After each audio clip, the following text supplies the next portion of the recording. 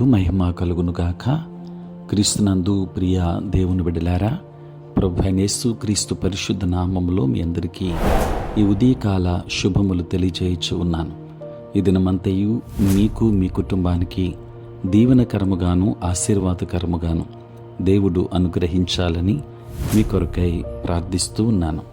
నేటి దినం కొరకు ఏర్పాటు చేయబడిన దేవుని వాక్యము కీర్తనల గ్రంథం 119వ సంకీర్తన 148వ వచనం. నీవిచ్చిన వాక్యమును నేను ధ్యానించుటకై నా కన్నులు రాత్రి జాములు కాకమునుపే తెరుచుకొందును. ప్రియులరా, నేటి దినము కొరకు ఏర్పాటు చేయబడిన ధ్యానాంశము వాక్య ధ్యానము. ప్రియులరా, ధ్యానము ఆత్మకు బలమును చేకూరుస్తుంది. ధ్యానము మన హృదయమందు అగ్నిని రగుల చేయుచున్నది. ధ్యానము దైవిక ప్రేమను మనలో తెచ్చుచున్నది. ధ్యానము పరిశుద్ధ జీవితమునకు ఎంతో ప్రయోజనకరముగా ఉన్నది. ప్రియులారా, అనేక పనుల భారము మధ్య రాజైన దావీదు దేవుని వాక్యాన్ని ధ్యానించడానికి ముందుగానే లేచాడు. అవును, పరిశుద్ధ గ్రంథాన్ని చదువుటకును ధ్యానించుటకును ఆయన సమయమును కేటాయించాడు.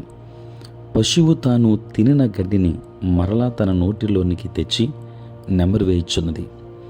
గడ్డి మేయుట బైబిల్ చదువుటతో సమానం. ప్రియులారా, ప్రశాంతమైన స్థలములో కూర్చుని నెమరు వేయుట ధ్యానముతో సమానం.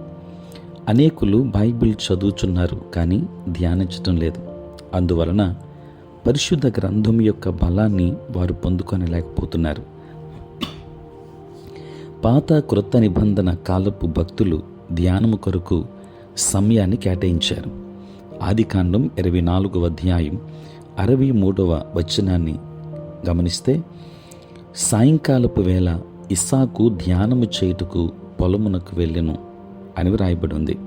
ప్రియులారా, ప్రభు అయిన యేసు క్రీస్తు ప్రజలను విడిచి ఏకాంతముగా ఒలీవ కొండకు వెళ్ళి ధ్యానించెను అని మనం తెలుసుకొనుచున్నాం. ప్రియులారా, మనం దేనిని గూర్చి ధ్యానించాలి? దేవుని మహిమ, మహాత్యము, బలము, పరాక్రమము, కారుణ్యము వంటి ప్రభువు గుణాతిశయములను బట్టి ధ్యానించుట మనకు ప్రయోజనకరంగా ఉంటుంది. ఆయన చేసిన అద్భుతాలను, ఆయనకీయబడిన బిరుదులను మనం ధ్యానించవచ్చు. నా మట్టుకు నేను ఎక్కువగా కల్వరి శిలువను గూర్చి ధ్యానించుట ఆత్మకు బలము చేకూరుస్తుంది అని ఒక భక్తుడు సెలవిచ్చాడు. ప్రియులరా, అనేకులు ప్రసంగాలు వింటారు, అవసరమైన వాటిని చిన్న పేపర్లో రాసుకుంటారు, తర్వాత వాటిని గురించి ఆలోచించరు. ఆ కాగితము గాలిలో ఎగిరిపోతుంది. అందువలన వారి ప్రసంగం యొక్క సారాంశమును గ్రహించలేకపోతున్నారు. దావీదు ధ్యానించినప్పుడు ఆయన హృదయంలో మంట కలుగు వరకు ధ్యానించుచూ ఉండెను. ప్రియులరా, వ్యర్థమైన మాటలను విడిచిపెట్టి ధ్యానించిన అనుభవాన్ని చూడండి. నేను ఏమియో మాట్లాడక మౌననైతిని, క్షేమమును గూర్చి అయినను పలుకక నేను మౌనముగా ఉంటిని. అయినను నా విచారము అధికమాయెను, నా గుండె నాలో మండుచుండెను. నేను ధ్యానించుచుండగా మంట పుట్టెను. అప్పుడు నేను ఈ మాట నోరారా పలికితిని అని 39వ కీర్తన 2-3 వచనాలలో చూస్తున్నాం. ప్రియులారా, ఒక దినమునకు 24 గంటలుకున్నాయి కదా. ఇందులో దేవుని కృపను ధ్యానించడానికి కొంత సమయమైనా కేటాయించవచ్చు కదా. దేవుని కృపను ధ్యానించిన కొలది ఆయనను కొనియాడక ఉండలేం. కనుక వాక్యాన్ని నీవు ధ్యానించినప్పుడు నీ జీవితము ఆత్మీయముగా బలపడుతుంది. దైవాశీర్వాదాలు పొందుకుంటావు. దేవుని కృప మెండుగా మీ మీద, మీ కుటుంబం మీద ఉండునుగాక. ఆమేన్. ప్రార్థన. పరిశుద్ధుడైన తండ్రి, ప్రేమ కలిగిన ప్రభువా, నీకు వందనాలు. రాత్రంతయు కాపాడి సంరక్షించి సుఖనిద్రను మాకు దయచేసి మా జీవితంలో మరి ఒక నూతన దినాన్ని మేము చూడగలిగే భాగ్యం తండ్రి మీరు మాకు ఇచ్చినందుకే స్తోత్రాలు. ఈ దినమంతా కూడా మీ సన్నిధి మాతో ఉంచండి. మీ ప్రసన్నత మాకు దయచేయండి నాయనా. ఈ దిన దీవెనలతో మమ్మల్ని నింపండి.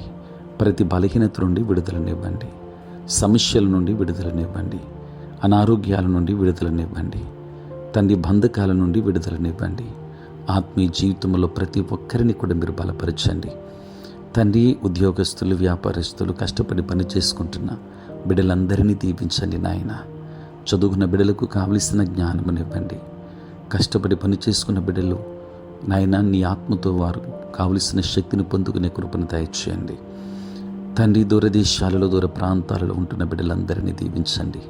నీ సేవ పరిచర్య చేయించిన ప్రతి సేవకుని మీరు దీవించండి నాయన తండ్రి. వారి పరిచర్యలు, ప్రయాణములలో తోడుగా ఉండండి.